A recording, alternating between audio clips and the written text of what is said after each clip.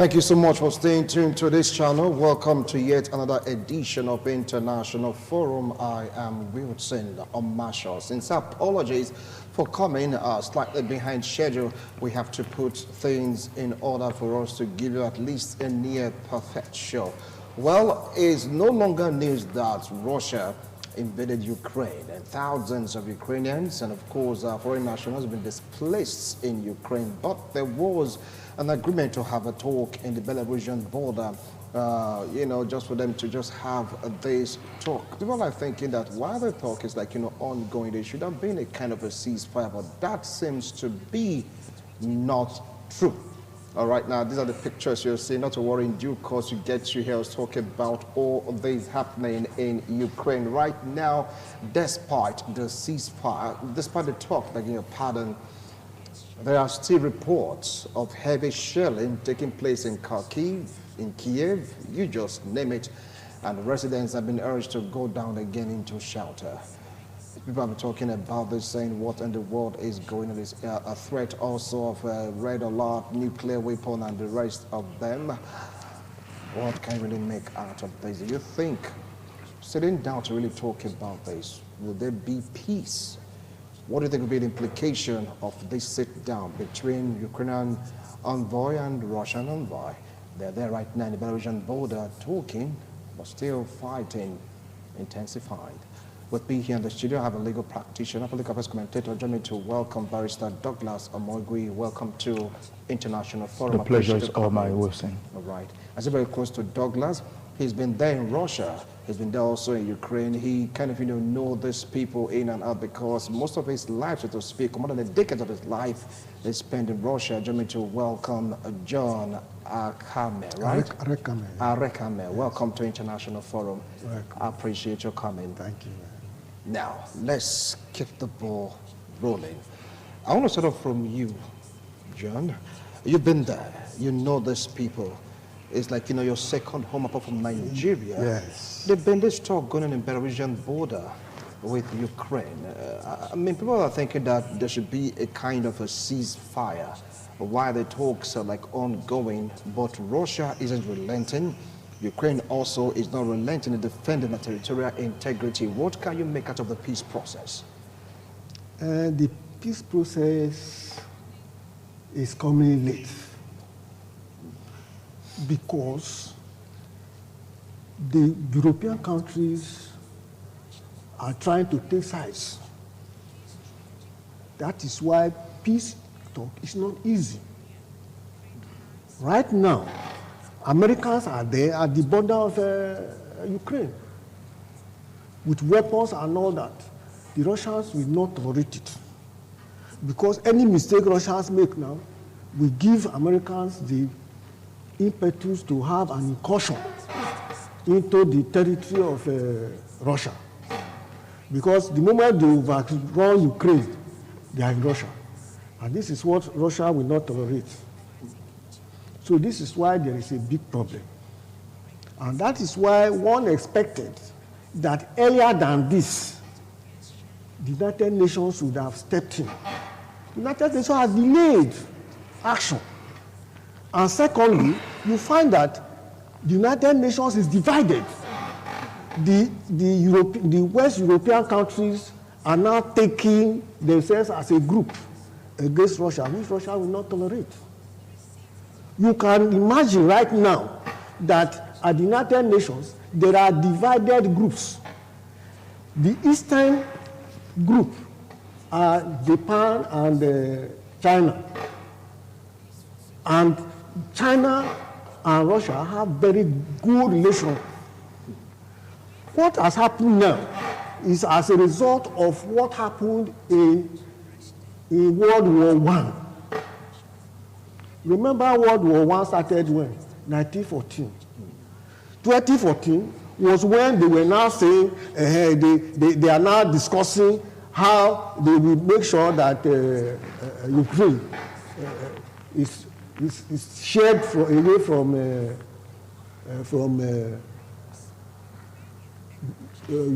this EU? Not EU. Soviet Union. Yeah. Soviet Union is a power of its own, of 15 republics. And when I was in Soviet Union, there were 15 republics, of which Ukraine was only one. And Russia was the major republic. Then, you know, this question of language is another problem. Every of the 15 republics adopted Russia as its own language. Now the language crumbled with that division in 2014. The language collapsed. Everybody picked its own language. Now, Ukraine wants to go further. But this is not the crux of the matter. The crux of the matter is that NATO, North Atlantic Treaty Organization, has decided to get itself into direct contact with Russia. All right. And the problem of Russia is that Russia is not ready to compromise any military aggression. I'll come back to you, John. I'll come back to you. Now, you talked about the situation of the old Soviet Union in the 90s, so to speak, and from what Putin said, that is a huge tragedy. For what is happening right now, Douglas, there ought to be ceasefire normally if there is a talk, but nobody's saying it. What do you think is happening behind the scene? I wish to state this. When two warring parties come together and with other stakeholders affected with a particular issue, when they come together or they come to a round table to discuss how they can ameliorate or mend the already destabilizing state they find themselves, we need to observe what we call sanctity of terms. Sanctity of terms? Yes. Now, the Russia Federation, they are opining that the only way there can be ceasefire in Ukraine is if Ukraine accepts Crimea as a territory of Russia and also desist from the intention to become a member of the North Atlantic Treaty Organization, NATO. And before these peace talks actually came into existence, there was an existing a treaty or part, as the case may be. I don't know if you have heard of the Minsk. Yes, the Minsk part. Minsk part, yes. Yes. 2014, 2015. Yeah, in 2014.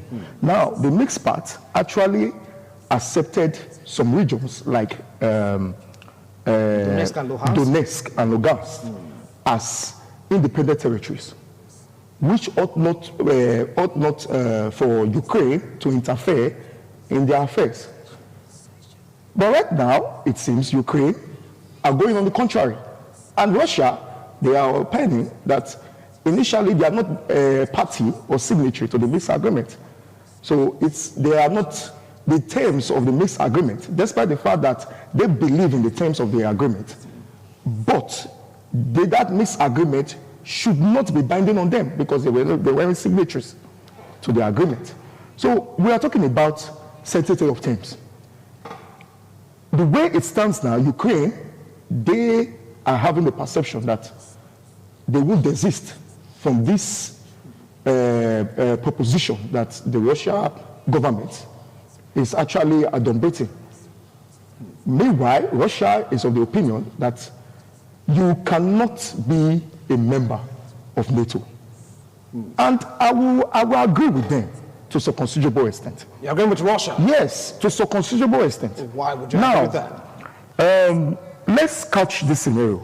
Imagine a situation whereby a country like Mexico or Canada, who share boundaries or border with the United States, intending to strike a military pact with Russia.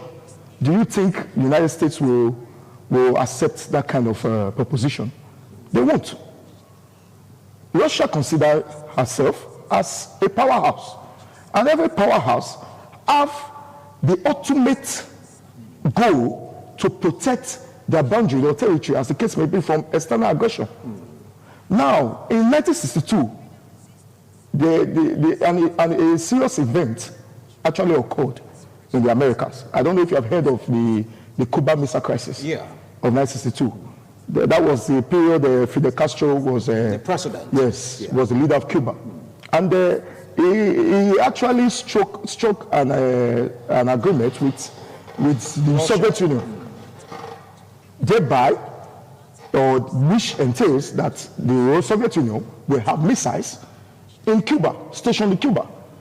And back then, it was the administration of John Fitzgerald Kennedy. He opposed the idea. In fact, adopting the Monroe principle that for United States to be a superpower, there must be a need for the United States to control the Northern Hemisphere.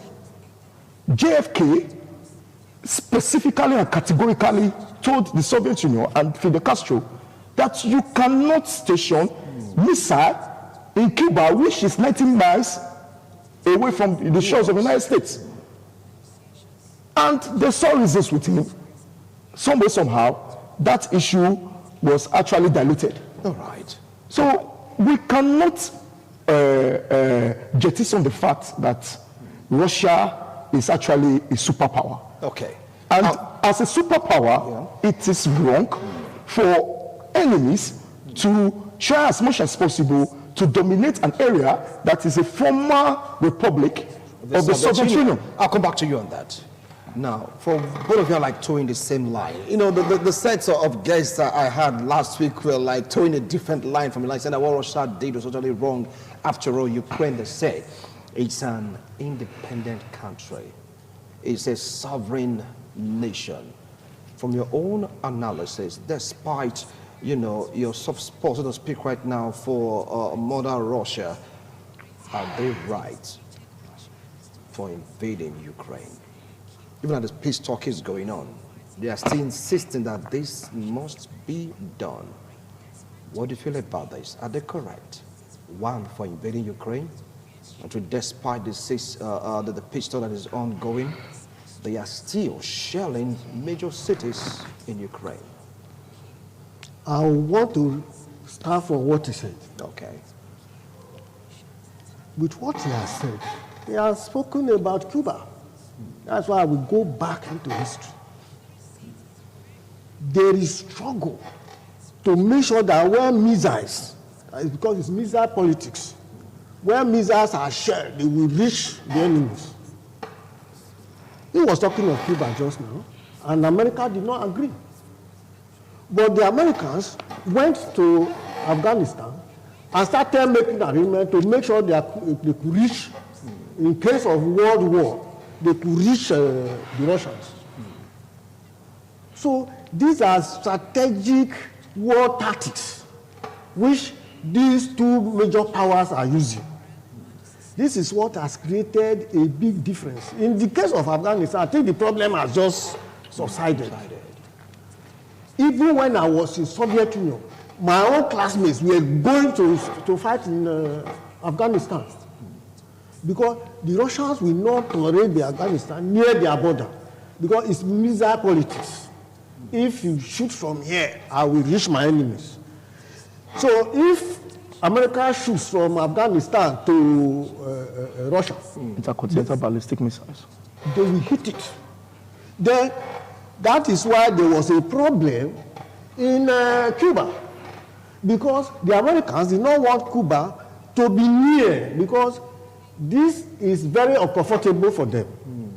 So what I'm not telling you that the problem we're having today is missile politics. Missile policy, but the question is still hanging. Is Russia correct by invading Ukraine? Despite all these points raised, are they right? Do they have the moral standard to attack Ukraine as a country, as a sovereign nation? Yes, as a sovereign nation. Who is Ukraine and who is Russia? Ukraine is removing itself from the USSR. USSR has been considered a nation under the United Nations. And now, another power, the Western powers, let me put them that way, including America, are now saying, no, we have decided, as my colleague has said, that we are not going to allow Ukraine to be part of Russia again. What I'm happy is that I lived in Ukraine, I lived in Russia, and I lived in Belarus. So I know the politics there. And I was a Nigerian leader. Then, as at that time, the politics that was there was for students. I was there.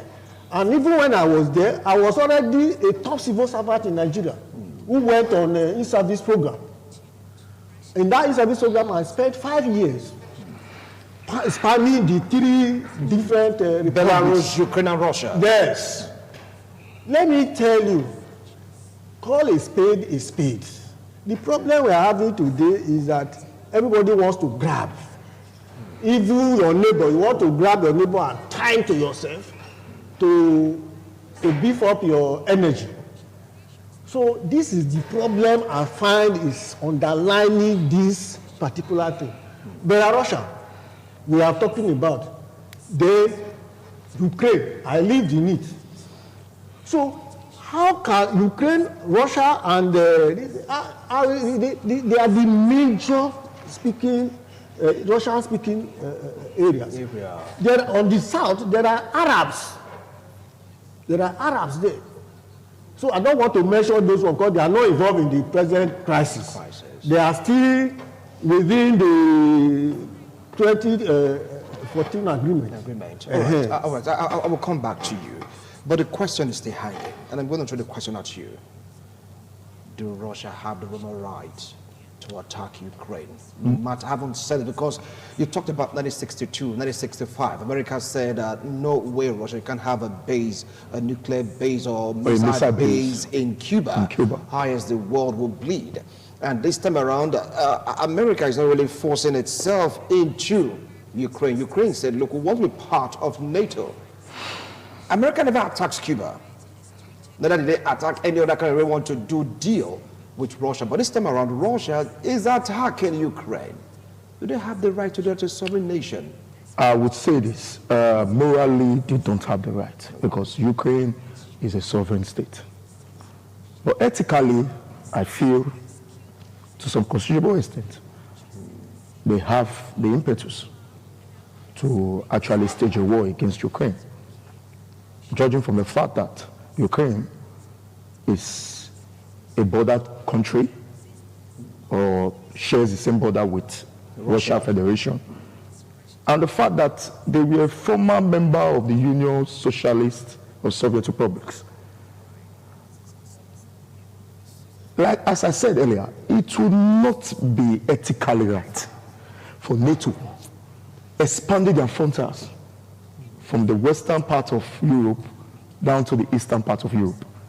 Before the fall of USSR, the allies of the USSR were known to be members of the Warsaw Pact. It was in the late 40s that the Warsaw Pact was established. And in 1945, NATO came together, that means allies of the Western bloc. Yes, the Western bloc of Europe and Americas came together to establish the North Atlantic Treaty Organization. And as it stands, the North Atlantic Treaty Organization is purely a military organization. So I don't think it is ethically right for Ukraine to summon the temerity to say they want to be part and parcel of an enemy or external aggressor, as NATO find themselves to be. I would like to also add this statement to my previous assertion. I really feel that this matter wouldn't have escalated to this proportion if the United States, a country headed or administered by Joe Biden, actually played their role as a superpower. I don't think that this matter would have escalated to this higher proportion. Yeah. It's a very simple matter. What I expected the United States to do was that Joe Biden ought to have issued a statement to that effect, that there is no way whatsoever Ukraine can be a member of NATO. I believe this would have de-escalated this whole quagmire, this whole turmoil that Russia and Ukraine are experiencing right now. Because there is no way, like I said earlier, it would not be ideal for a country that is so close to Russia, which happens to be one of the largest territories or largest republics in USSR, to be an embodiment or a puppet of NATO in trying to push the agenda of, harmonizing Europe into their own cocoon. It's not right. So I am pointing accusing fingers on Joe Biden, because he didn't play his role or his international policy or foreign policy, as the case may be, as the POTUS. It's really feeble, very, very feeble. All right. Now, from what you said, it's morally speaking, it's like, wrong for Russia to invade. Ethically speaking, yes. It's wrong for Russia to invade Ukraine. But on the other hand, is that they don't have any other choice. Now, John, you said this peace talk is coming a little bit too late. Are you now suggesting that it's going to be a fight to the finish? Kremlin versus Kiev. Is that what you're saying right now? That is Moscow versus Kiev. Fight to the finish? My colleague has said it's a moral issue. United Nations delayed action because of personal interest of the countries involved. Remember, this United Nations was the League of Nations. All right. Now you just hold on. Want to go for a break. When we return, we'll continue with this discussion. It's going to be a fight to the finish, or something just get to give when you talk about this peace treaty they're trying to, bring into play. They're having it right now in Belarusian border. Don't go away. We'll be right back.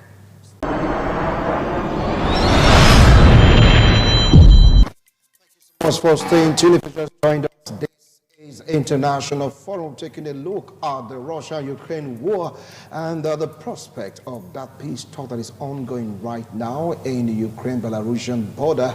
People are saying that there ought to be a ceasefire, but that's not what we're experiencing right now. Normally there's a peace talk, there ought to be a ceasefire, but Russia is still shelling, Ukraine is still defending. People are saying, what in the world is really going on? And I have two distinguished gentlemen here with me in the studio. I have one that's been in the former USS Arrow, even in Russia, Ukraine, Belarus has toured around these, Russian colonies way back to this moment, Mr. John, and I have a legal practitioner also helping in the studio, Douglas Mogui. Where we before went on that break, is it going to be fight to finish? From what you said, this peace talk is quite late. Take it up from there. The United Nations has pretended. Use the word pretended? Yes. How? That nothing was happening. Because when there is fire and the man who owns a house keeps quiet, it will consume those the man of the house does not like. This is where the problem is.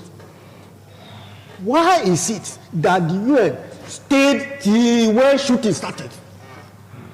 They knew the problem that was coming. Then apart from that, the other side of it is that they are now using United Nations organizations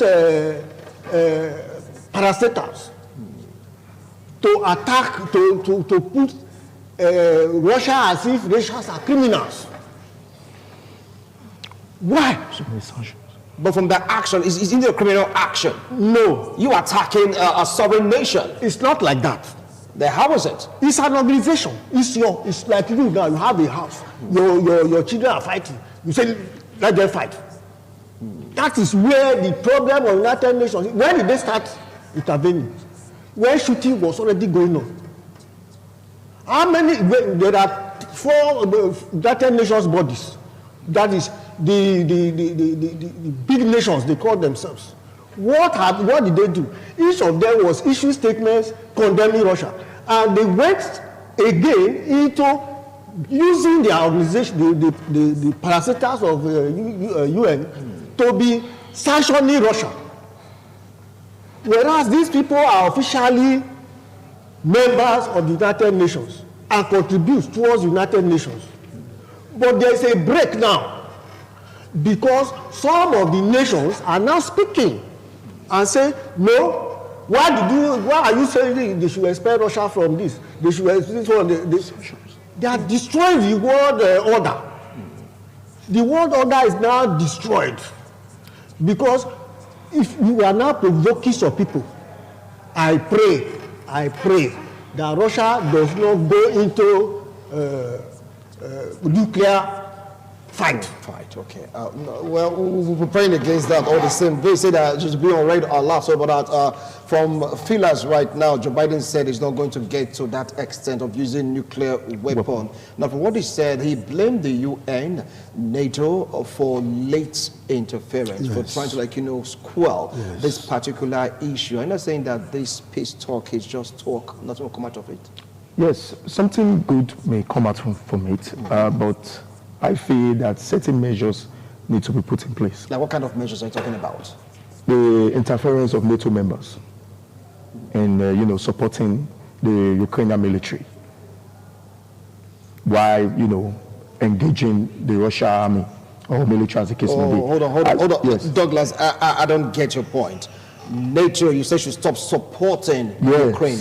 Are you not saying that they should be overrun with ease? Is that what you're saying right now? Not really. If, like I told you, when there is peace talk or there is a roundtable dialogue, there's what we call, like what I said, there's what is called sanctity of terms. I don't think Russia, as big as they are, would accept or welcome the idea that NATO members such as Germany, France, the Netherlands, Poland, and a host of other NATO members supporting Ukraine with, sophisticated weapons. When the first day of this Ukrainian crisis, Vladimir Putin, the president of Russia, issued a statement via national broadcast that his intention is not to occupy Ukraine, but to demilitarize Ukraine. And it was evident with the bombardments, the series of bombardments that was orchestrated by the Russia military. If you notice, the first and second day of this war, as the case may be, you will notice that the Russian military were actually targeting Ukrainian military installations and not the civilian quarters or the civilian areas. But those are casualties in the civilian angle. I mean, some of them they've been killed. Yes, it's the spoils of war. There will always be casualties, civilian casualties. If there are no civilian casualties, it's not war. You understand? So, but the focal point was that the first, second, and even the third day of this crisis, the Russian military were only targeting Ukrainian military installations. Now, NATO members such as Poland, Germany, and the Netherlands, they are supporting Ukrainian military with missiles and sophisticated state-of-the-art weaponry. And you cannot expect Russia to just fold their hands or use weapons that are substandard.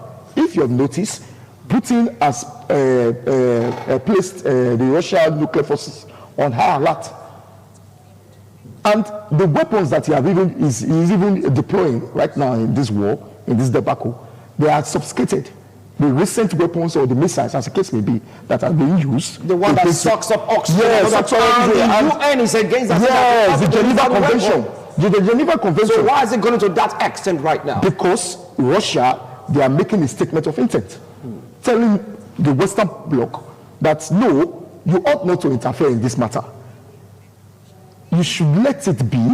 Let's do our own side of the bargain, I mean this war, and see how the Ukrainian military will be demilitarized, will be helpless. But The Western Bloc, as the case may be, they are trying as much as possible to make sure that this war persists as long as it takes.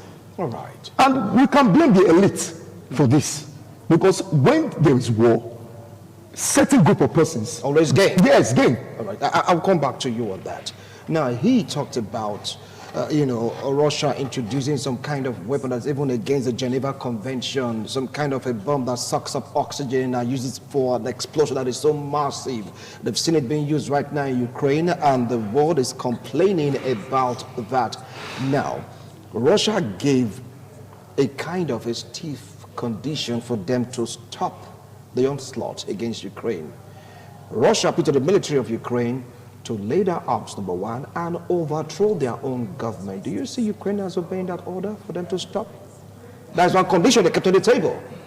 Do you see Ukraine doing that? Overthrow your president, then go home. Everything will be okay. After all, what was Ukraine? Ukraine was just like a state in Nigeria. We had, when I was living in Soviet Union, they had 50 republics. Each republic has its own power as a state. And Russia was only a republic, mind you. And we were 50 republics, small and big. But the leading republic was in Russia, the USSR. USSR. Let me take you back to United States. What do you mean by United States? States that are united. Which state is big like California in the United States? None. When we are talking of USSR, we are talking of USA, all of them are foreigners there. They came from different places. Now, America is saying they are this. The people you are mentioning, where are they from? Are they from USA? They are not. They are visitors. The original people who are there have no map now. Because when you are trying to take somebody's clean somebody's clothes, check your own first. This is the problem that is going on. And let me tell you, the escalation we are talking about now, if care is not taken, has not started. Because America... You mean there is more to come? Oh, yes. Yes, I feel so. Because on the right-hand side, I feel because I now want to go to history, on the right-hand side of your map is where? It's US. The state of California.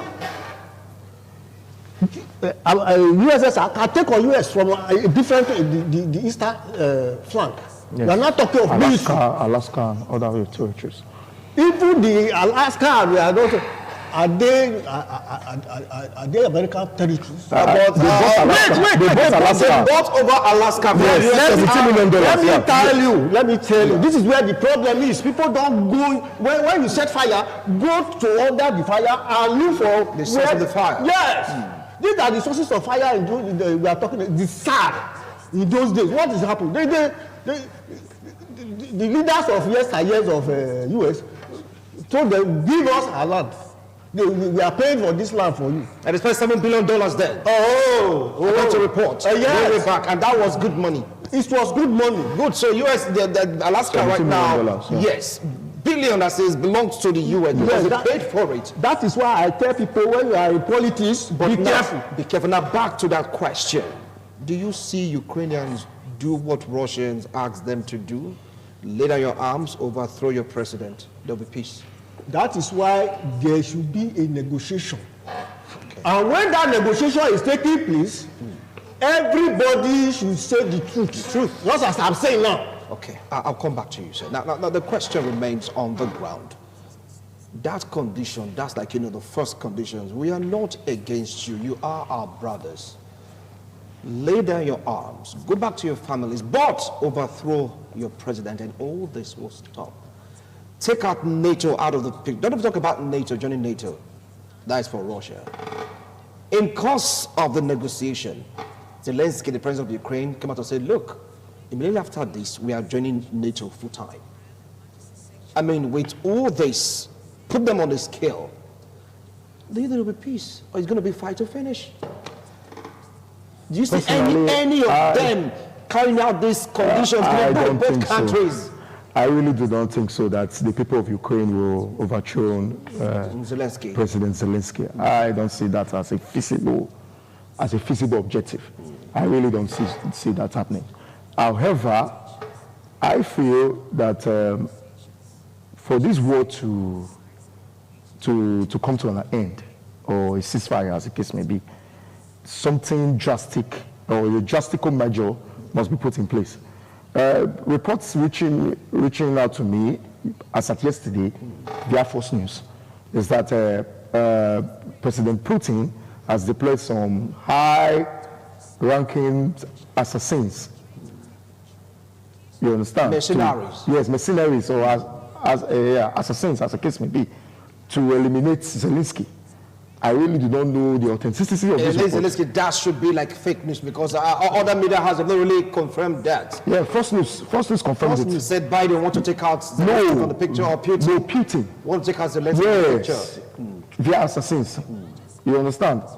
Because the truth is that Putin deemed Zelensky as a puppet of the Western Bloc.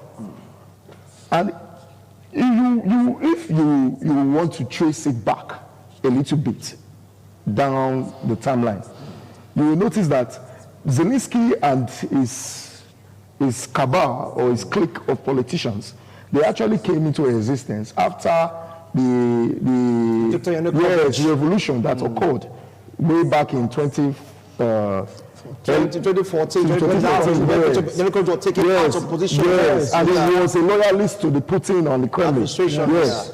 So that was how Zelensky came into existence, or President Zelensky and his couples. From Viktor Yanukovych to Poroshenko, then to Zelensky. So Putin and the Kremlin caucus, they see Zelensky as a puppet. And I believe that is the reason why Putin is advocating or is asserting that the only way this will come to a stalemate or ceasefire as the case may be is only if Zelensky is dethroned or removed from office. But as a matter of fact, I really don't see that happening because Zelensky has faithfuls from the Western hemisphere or the Western powers as the case may be. So it's a really dicey situation, very, very dicey situation. And to me, this war is not going to end anytime soon because so many actors, unseen and seen actors, are playing their roles respectively in trying to make sure that this war persists. First and foremost, the United States government. I don't think they are putting measures in place to ensure that this matter or this war, as the case may be, can, reach reasonable compromise. Biden is not making proactive measures. That is the reason why some United States politicians, like Senator Lindsey Graham, is asserting that if Trump were president, this crap, I quote, this crap would have been happening. Won't have occurred in the first place. That's what she said. That's what, he said, yes. Lindsey Graham. Lindsey Graham, yeah. And even the former Democratic Party candidate, Senator Ben Sanders, he also said a few days ago that if this scenario is actually depicting itself, or United States of America finds itself in similar situation as Russia, they would ensure that that territory that is close to theirs will be wiped out of the face of the earth. That it occurred in 1962, and GFK administration categorically asserted that it cannot be possible for Russian missiles to be stationed in Cuba. So I feel that the only way this war can come to an end or a reasonable compromise is if Western actors try as much as possible to, withdraw or abstain themselves from this ongoing saga, and see how they can manage or, ameliorate the situation between Ukraine and Russia. Okay. Not sanctions. Because sanctions right now is not even effective. Now talking about sanctions, The peace talk is ongoing. Shelling also is ongoing. The sanctions also have been meted on Russia. Do you think this will make Russia leave its quest from taking out Zelensky from the picture, or is going to aggravate Russia the more to do that which they propose to do? Take out the president of Ukraine. Russia is fighting another war, not with Ukraine now, but with the Western world. The Western world has now said Russia is eliminated from the world environment. The war has expanded. It's no more a Ukrainian issue. See FIFA. What happened? When they were having sports recently, a girl that struggled to make her medal, they said the girl must not be given medals. I don't want to be talking too many things. Now, in the financial system, they are saying Russia should not be there. So many things. Was Russia not part of putting up these organizations? It is wrong. United Nations will work to make sure that the East and West are working together. All right. Now to call it a wrap on this show because our time is up. Nuclear armament from the Russian end will put on red alert. And now Putin is making statement by using some conventional weapons that Geneva Convention is totally against. If this goes sideways or go topsy-turvy, so to speak, do you see the man pushing that button to declare Third World War? From your own analysis, we have biting sanctions. We have so many sanctions, and right now you are giving Ukrainians sophisticated weapons to fight back. Russia did just one thing, use that, I've forgotten the name, hydro something that sucks up oxygen and gives a very large explosion. Was like, whether Geneva likes it or not, we are using it. Yes, the nuclear weapon. Nuclear weapon. Yes. So right now they're beginning to use it. Do you see this man venturing it?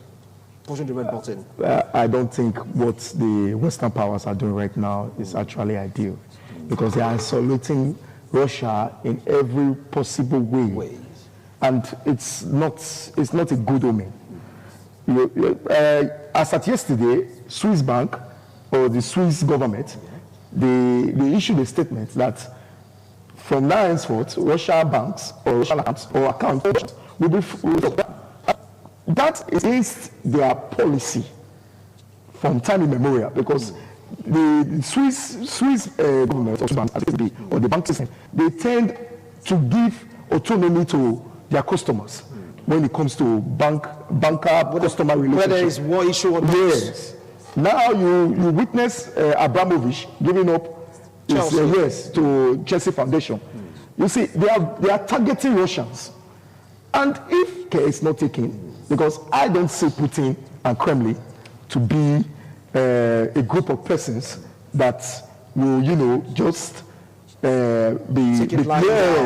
intimidated to do what is not their intention. Right. So if this issue persists, it may lead to something that we don't want to perceive. Okay, well, because thank you so much, gentlemen. Our time is completely up. Thank you so much for wonderful analysis. This is the first set of guests I had. I really somewhat pro-Russian, so to speak. Others are like, pro-Ukraine and pro because of their analysis. It's good to really balance the situation. Well, you've heard them.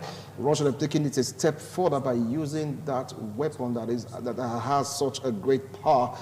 Is it the hydro bomb? I've forgotten the name, but sucks up oxygen, and the explosion, the devastating effect of that bomb is like something else.